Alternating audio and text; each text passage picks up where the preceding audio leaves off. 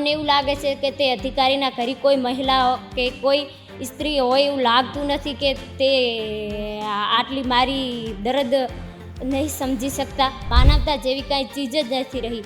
ભાજપ સરકારને કાંઈ માનવતાની પડી જ નથી. એમને એમની સત્તા ત્યાં બિહારવી છે, તેના માટે આ બધું કરી રહ્યા છે. કાંઈ કારણોસર મારી ડિલિવરી થઈ જાય તો એમની ત્યાં બોર્ડિંગ બેસી જાય અને તે એમનું રાજ કરવા માગે છે દિયોદરમાં. પણ હું મારી ડિલિવરી ત્યાં રૂમમાં કરાવીને પણ હું હાજર રહીશ અને ત્યાં હું ચૂંટણીમાં પણ હાજર રહીશ. પ્રેગ્નેન્ટ હતી, મારે તે દિવસે ડેટ હતી, તપાસ કરાવવા જવાનું હતું, પણ હું ત્યાં તપાસ કરાવવા નહીં ગઈ.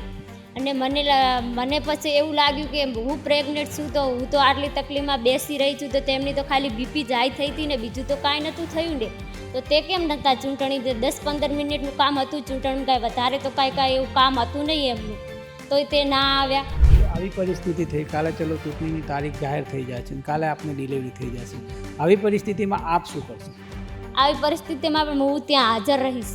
હું કોંગ્રેસ પક્ષના ઉમેદવારમાં હું મારી ડિલિવરી ત્યાં કરાવીશ. તેના આગલા દિવસે થઈ જશે તો હું ત્યાં તો હાજર રહેવાની છું. તેમને ગમે એટલી કોશિશ કરશે, ગમે તે કરશે, પણ હું ત્યાં હાજર રહીશ. સમગ્ર ગુજરાતમાં સ્થાનિક સ્વરાજ્યની ચૂંટણી યોજાઈ ગઈ છે અને સ્થાનિક સ્વરાજ્યની ચૂંટણી બાદ જે પક્ષમાંથી જે જીતીને આવ્યો છે એને પ્રમુખ અને ઉપપ્રમુખ બનવાની હવે તારીખ જે છે તે 25 તારીખ હતી. સમગ્ર ગુજરાતમાં પ્રમુખ ઉપપ્રમુખ બેસી ગયા છે, પણ દિયોદરમાં કંઈક અલગ જ જોવા મળ્યું છે. 25 તારીખે ચૂંટણી થવાની હતી, ત્યારે દિયોદરમાં તમામ ઉમેદવારો જે છે તે ત્યાં પહોંચી ગયા હતા. પણ એના પછી જે દિયોદરમાં એક ડ્રામા થયો છે, ત્યાંના ચૂંટણી ન થઈ, ત્યાં અંદર કંઈક બબાલ થઈ હતી અને ચૂંટણી થઈ, ત્યારે ચૂંટણી અધિકારી ત્યાંથી ચૂંટણી રદ કરવું એમ કરીને ત્યાંથી નીકળી ગયા હતા. તો ઘણા બધા કોંગ્રેસ અને ભાજપના લોકો આમને સામને આવ્યા અને ચૂંટણી અધિકારી ટલ્લે ચડ્યા હતા. ત્યાંથી ચૂંટણી અધિકારી નીકળી ગયા હતા. ત્યારબાદ 27 તારીખે ચૂંટણી યોજાવાની વાત થઈ હતી, 27 તારીખે ચૂંટણી રાખી છે. ત્યારે અહીંયા લોકોનો જે કોંગ્રેસના લોકો જે છે, ઉમેદવારો છે, કાર્યકરો છે, તે આક્ષેપો કરે છે કે અધિકારી જે છે તે પાલનપુર સિવિલ હોસ્પિટલ છે, મેડિકલ ઓફિસરમાં એડમિટ થઈ ગયા અને એમની બીપી હાઈ થઈ ગઈ છે એવું કહેવામાં આવ્યું. અને ચૂંટણી 3:30 રાખવામાં આવી, સાંજે 11 વાગ્યાનો ટાઈમ બદલીને 3:30 જ્યારે ચૂંટણીની વાત થઈ ત્યારે ફરીથી ચૂંટણી અધિકારી ના પહોંચ્યા અને ચૂંટણી રદ થઈ છે. એટલે કહી શકાય છે કે ભાજપના 10 જે સભ્યો છે અને કોંગ્રેસના 12 સભ્યો છે. પણ આ ચૂંટણી સમગ્ર શા માટે રદ થઈ રહી છે તેનું એક કારણ છે આ બેન છે. કારણ કે બેન પણ જાડા સીટ પરથી જીતીને આવ્યા છે, કોંગ્રેસના ઉમેદવાર હતા અને તેઓ જીતીને આવ્યા છે. હાલ બેનને 9મો મહિનો જાય છે, તે પ્રેગ્નેન્ટ છે. 9મો મહિનો જાય એટલું જ નથી, પણ એમને 27 તારીખ ડિલિવરીને આપવામાં આવી છે. હાલ બહુ જ પીડાદાયક પરિસ્થિતિમાં છે. છતાં પણ તેઓ 25 તારીખે ડૉક્ટર હાલ એમને એવું કહેવું છે કે મને આરામ કરવાનું કીધું છે, સંપૂર્ણ આરામ કરવાનું કીધું છે, ઘરની બહાર નથી નીકળવાનું કીધું. છતાં પણ તે પોતાની ફરજ સમજીને ચૂંટણી ત્યાં હાજર થાય છે, પણ ચૂંટણી નથી થતી. બીજા દિવસે પણ 27 તારીખ જ્યારે એમની ડિલિવરીની તારીખ છે, 27 તારીખ ચૂંટણીની તારીખ છે, પણ ક્યાંક એવું લાગે છે કે બેન ત્યાં પહોંચી ગયા છે તો ફરી ચૂંટણી રદ થાય છે. આખું સમગ્ર મામલો શું છે આપણે બેન પાસેથી જાણીશું. બેન, છેલ્લા દિવસો આપને ચાલી રહ્યા છે પ્રેગ્નન્સીના, હવે ડૉક્ટરે આપને કઈ તારીખે હોસ્પિટલમાં હાજર થવાનું કીધું છે? આખું સમગ્ર મામલો જે છે તે શું મામલો, શું ઘટના બની હતી 25 તારીખથી લઈને અત્યાર સુધીની, અને આપ શું કહેવા માગો છો આને લઈને? 25 તારીખે 11 વાગે તેમની ચૂંટણી રાખેલી હતી. 11 વાગે અમે ત્યાં હાજર રહ્યા. 11 વાગ્યાનો સમય આપેલો હતો, પણ તે અધિકારી સાહેબ 11 વાગે નહીં પણ 11:30 કે 12 વાગે આવેલા હતા. અમને થોડીક વાર બેસ્યા. એમણે જેવી ચૂંટણી ચાલુ કરી ત્યારે ભાજપના અંદર ઝઘડા થયા અને ભાજપના સભ્યો અંદર ઝઘડ્યા. એટલે તે સાહેબ ખાલી 2 વાર તેમણે એમ કીધેલું હતું કે શાંતિ જાળવો. પછી તેમને ડાયરેક્ટ એમ જ કહેવા લાગ્યા, હું ચૂંટણી રદ કરી નાખીશ. તે સાહેબને પણ ફોન આવતા હતા. તે સાહેબ ખૂણામાં જઈને ફોનમાં વાતો કરતા હતા. મને એવું લાગ્યું કે આગળથી તે સાહેબને ગમે તે ફોન આવેલા છે. તે સાહેબ પણ ભાજપ સરકાર અંદર મળેલા છે. મને એવું લાગ્યું કે તેમને પૈસા કાઢેલા છે, એટલે તેમને ફોન આવે છે. તે સાહેબે તરત ચૂંટણી રદ કરી અને નીકળી ગયા અને 27 તારીખ આપેલી હતી. હું 27 તારીખે 11 વાગ્યાનો સમય આપેલો હતો. હું 11 વાગે ત્યાં હાજર રહી. 11 વાગે અમને લાગ્યું કે આજે ચૂંટણી થઈ જશે, પણ તે જાણવા મળ્યું કે તે સાહેબ કોઈ કારણોસર બીમાર છે, તેમની બીપી હાઈ થઈ ગઈ છે, તે પાલનપુર આઈસીયુમાં છે, કે 3 વાગે હાજર રહેશે. તો હું 3 વાગ્યા સુધી 3-4 કલાક ત્યાં ખુરશી ઉપર બેસી રહી. મને લાગ્યું કે આજે ચૂંટણી થઈ જશે, પણ ચૂંટણી નહીં થઈ. તેમને 3 વાગ્યાનો સમય આપેલો હતો, 3 વાગ્યા મેં હાજર થઈ ગયા, 3 વાગે તે સાહેબ હાજર ન રહ્યા. એમને એ કહ્યું કે તે સાહેબ હજી સુધી આઈસીયુમાં છે. તો એમને તો ખાલી બીપી હાઈ થઈ હતી. હું પ્રેગ્નેન્ટ છું, હું પ્રેગ્નેન્ટ હોવા છતાં મારા 9મો મહિનો ચાલી રહ્યો છે. મને ડૉક્ટરે 27 તારીખે હોસ્પિટલમાં આવવાનું કહ્યું હતું, પણ હું હોસ્પિટલ નથી ગઈ. હું ત્યાં હાજર રહી. કદાચ કીધું મારા કારણે સહી ના થાય તો અમારા કોંગ્રેસ પક્ષના ઉમેદવારો હાજર રહે, એના માટે હું પણ ત્યાં હાજર રહી, હાજરી આપી, પણ તે સાહેબ આવ્યા નહીં. તો હું તો પ્રેગ્નેન્ટ હતી, મારે તે દિવસે ડેટ હતી, તપાસ કરાવવા જવાનું હતું, પણ હું ત્યાં તપાસ કરાવવા નહીં ગઈ. અને મને પછી એવું લાગ્યું કે હું પ્રેગ્નેન્ટ છું, તો હું તો આટલી તકલીફમાં બેસી રહી છું, તો તેમની તો ખાલી બીપી જ હાઈ થઈ હતી ને, બીજું તો કાંઈ નહોતું થયું ને. તો તે કેમ નહોતા ચૂંટણી 10-15 મિનિટનું કામ હતું ચૂંટણી, કાંઈ વધારે તો કાંઈ એવું કામ હતું નહીં એમનું, તો તે ના આવ્યા. તો મને લાગે છે કે એ અધિકારીના ઘરે કોઈ મહિલા નથી. કદાચ એમના ઘરે કોઈ મહિલા પ્રેગ્નેન્ટ હોત તો તે સાહેબને આગળ આવી રીત કરો તો તે સાહેબને આંખ ખુલોત. પણ મને એવું લાગે છે કે તે અધિકારીના ઘરે કોઈ મહિલા કે કોઈ સ્ત્રી હોય એવું લાગતું નથી, કે તે આટલી મારી દર્દ નહીં સમજી શકતા. બેન, આપે આ પરિસ્થિતિમાં ત્યાં ગયા છો, 3 થી 4 કલાક ત્યાં વિતાવ્યા હતા. ડૉક્ટરે તમને કીધું હતું કે એ દિવસે તમને ત્યાં એડમિટ થવાનું કીધું હતું, ગમે ત્યારે આપને ડિલિવરી થઈ શકે છે એવું પણ કીધું હતું. અહીંથી કેવી રીતે ત્યાં પહોંચ્યા તમે, કેવી રીતે ત્યાં તમે રહ્યા છો આટલે કલાક સુધી, કારણ કે તમે પણ હાલ આરામ પર છો, સંપૂર્ણ આરામ કરવાનું, ગમે ત્યારે આપને ડિલિવરી પણ થઈ શકે છે.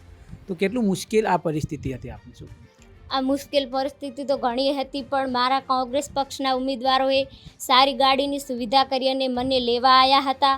ત્યાં પણ તેમને ખબર પડી કે 3 વાગે મીટર રાખેલી છે, તો તેમને ખાટલાની પણ સુવિધા કરી હતી, રૂમની પણ સુવિધા કરી હતી 3 વાગ્યા સુધી. તો મેં 3 વાગ્યા સુધી ત્યાં આરામ કર્યો. 3 વાગે પાછી હું મિટિંગમાં જઈને બેઠી, પણ પાછી ખબર પડી કે આ સાહેબ હાજર નથી રહેવાના.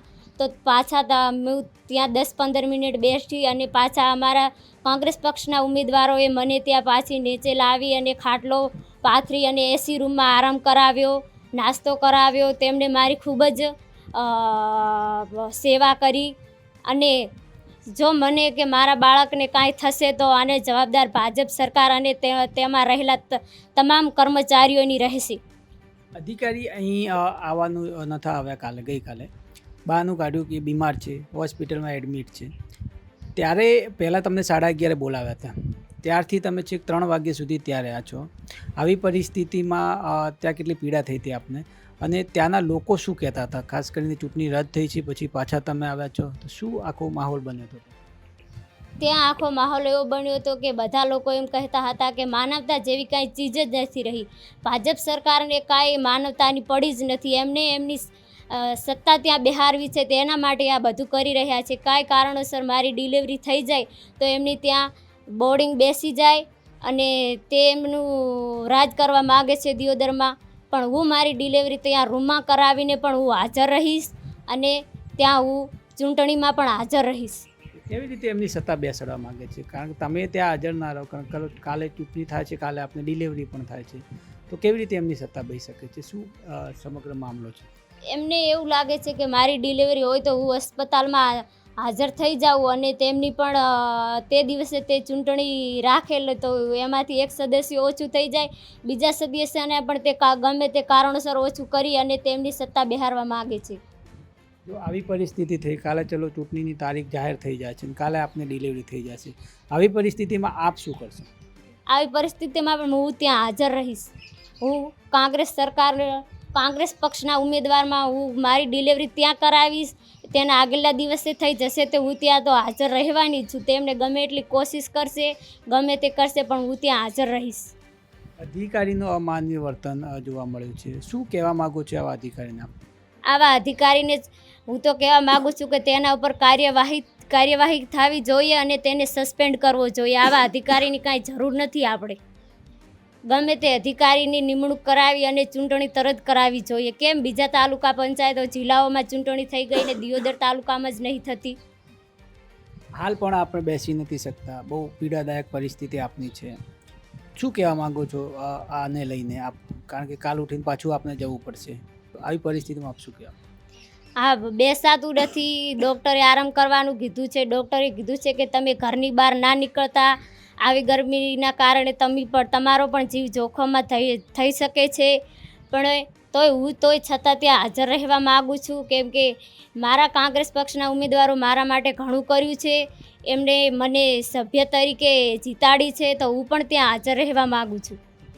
તો આ હતા કિંજલબેન, અને ખરેખર બહુ જ ગંભીર પરિસ્થિતિ કહી શકાય છે કિંજલબેનની, કે આવી પરિસ્થિતિમાં આપણે વિચારો કે આપણા ઘરે કોઈ બેન કે આપણી દીકરી જ્યારે પ્રેગ્નેન્ટ હોય છે, છેલ્લા દિવસો જતા હોય છે ને દવાખાનાની તારીખ આપેલી હોય છે, એ દિવસે અહીંયા હું જે જગ્યાએ બેઠો છું એમના ઘરથી લઈને દિયોદર 15 કિલોમીટર દૂર છે. બહુ ખરાબ રસ્તાઓ છે, ખાડા ખચકાવાળા રસ્તાઓ છે, છતાં પણ ગાડીમાં બેસીને આવી જ પરિસ્થિતિમાં જો દિયોદર તાલુકા પંચાયત સુધી જ્યારે આ બેનને પહોંચવું પડે છે, તમે વિચારો કેટલી પીડાદાયક વસ્તુ કહેવાય છે, કેટલી શર્મસાર ઘટના કહેવાય છે. કારણ કે એક અધિકારી જો આવી રીતે કરતા હોય, બીમાર હતા તો બીજા અધિકારીઓ પણ મૂકીને ચૂંટણી તો થઈ શકતી હતી, પણ આવી પરિસ્થિતિમાં આ બેનની વેદના કોઈ સાંભળી ના શક્યું. ત્યાંના અધિકારીઓ બીજા પણ હતા, એ પણ વેદના ના સાંભળી શક્યા. કલેક્ટર સાહેબ પણ કદાચ આ પરિસ્થિતિ જોઈ હશે, કારણ કે એક છેલ્લી તારીખે ડિલિવરીની જ્યારે છેલ્લી તારીખ હોય છે, હોસ્પિટલમાં ડૉક્ટરે જ્યારે સંપૂર્ણ બેનને આરામ કરવાનું કીધું હોય છે, આવી પરિસ્થિતિમાં 4-5 કલાક 45 ડિગ્રી ગરમીમાં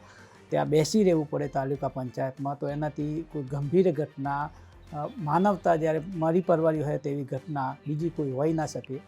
ચૂંટણી અને રાજકારણ તો એમની જગ્યાએ રહ્યું, પણ માનવતાને દ્રષ્ટિ અને માનવતા જોઈને આવી પરિસ્થિતિ ના ઊભી થવી જોઈએ. કારણ કે રાજકારણ તો રાજકારણની જગ્યા હોય છે. જો કંઈક આવી ગંભીર ઘટના ઘટે અને ના કરે ભગવાન, પણ કદાચ કંઈ થાય તો આ પરિવારનું શું થાય, એ મોટી વિચારવાની વસ્તુ છે. આવું રાજકારણ ના થવું જોઈએ, અને ચૂંટણી થાય એવી અહીંયાના લોકોની અને આના પરિવારની આશા છે. બેન મક્કમ છે, આ પરિસ્થિતિમાં પણ તે હિંમત નથી હારતા, તેમને લડી જ લેવું છે. અને ભલે એનું કહેવું છે કે ડિલિવરી મારે ત્યાં કરવી પડે તો હું કરવા માટે તૈયાર છું, પણ એમના પક્ષને જીતાડવા માટે અને એમના પક્ષના પ્રમુખ ઉપપ્રમુખ બેસાડવા માટે એક તમામ પરિસ્થિતિમાં ઝૂકવા માટે તૈયાર નથી. પરેશ પડિયાર, ગુજરાત તક, બનાસકાંઠા. ગુજરાતના તમામ ખૂણાની તમામ ખબરો જોતા રહો ગુજરાત તકની યુટ્યુબ ચેનલ પર. અમને સબસ્ક્રાઇબ કરો, ઇન્સ્ટાગ્રામ અને ફેસબુક પર ફોલો કરવાનું ભૂલતા નહીં. ધન્યવાદ.